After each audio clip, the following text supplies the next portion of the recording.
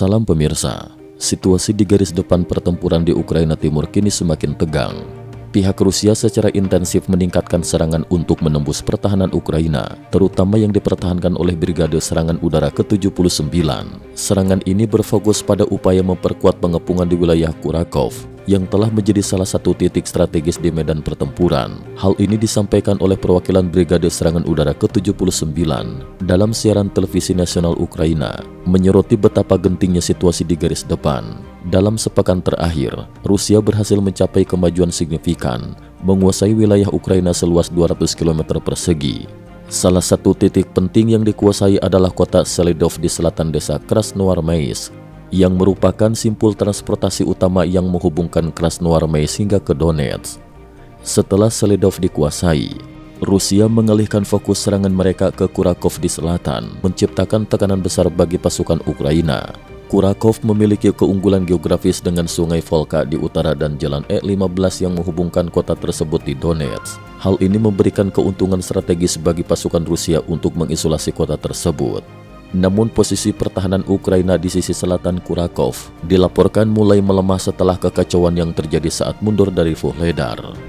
Beberapa pasukan bantuan yang dikirim dari Zaporizhia juga tampaknya belum mampu memperkuat pertahanan Ukraina di wilayah tersebut.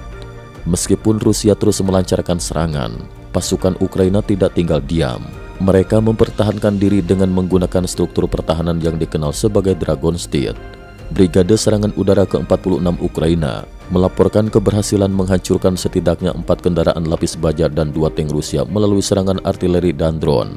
Rusia terus mengumpulkan kekuatan di sekitar desa Konstantinovka yang terletak di barat daya Kurakhov. Tujuannya kemungkinan untuk menyerang ke arah barat laut menuju desa Andrivka yang strategis untuk memotong jalur transportasi E15 menuju Kurakhov. Sementara itu, pertempuran intensif terus berlangsung dengan 24 bentrokan dan 13 serangan tercatat pada 2 November 2024. Di wilayah Kursk, kebuntuan terus terjadi. Awalnya Rusia berencana merebut kembali wilayah ini sebelum 1 Oktober, namun perlawanan Ukraina yang gigih menghambat laju serangan mereka. Saat ini, bentrokan terjadi setiap 10 hingga 15 menit, terutama di titik-titik utama dekat Sumy. Pihak Ukraina telah memutuskan untuk menarik pasukan dari beberapa area terbuka menuju posisi yang lebih mudah dipertahankan. Laporan dari Institut Studi Perang AS menunjukkan bahwa Rusia telah berhasil merebut kembali 46% wilayah yang sebelumnya dikuasai Ukraina di Kursk. Namun Rusia harus membayar mahal dengan kehilangan sekitar 8.000 tentara serta sejumlah besar peralatan militer. Ukraina juga berhasil menangkap sekitar 300 tentara Rusia dan merebut beberapa kendaraan lapis baja. Kedua belah pihak kini mengalami kekurangan personel dan membutuhkan tambahan pasukan.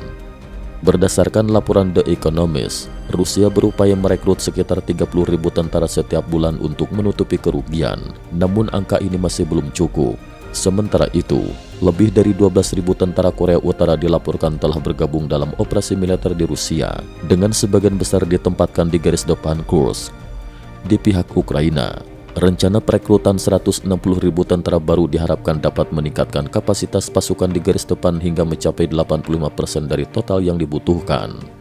Selain itu, Departemen Pertahanan AS mengumumkan bantuan senilai 425 juta US dollar yang mencakup rudal, amunisi, dan 212 kendaraan tempur infanteri Striker. Kendaraan Striker ini direncanakan untuk melengkapi Brigade Serangan Udara ke-80 dan ke-82 serta memperkuat pertahanan di Kursk. Secara keseluruhan, posisi Ukraina di medan perang timur masih terdesak.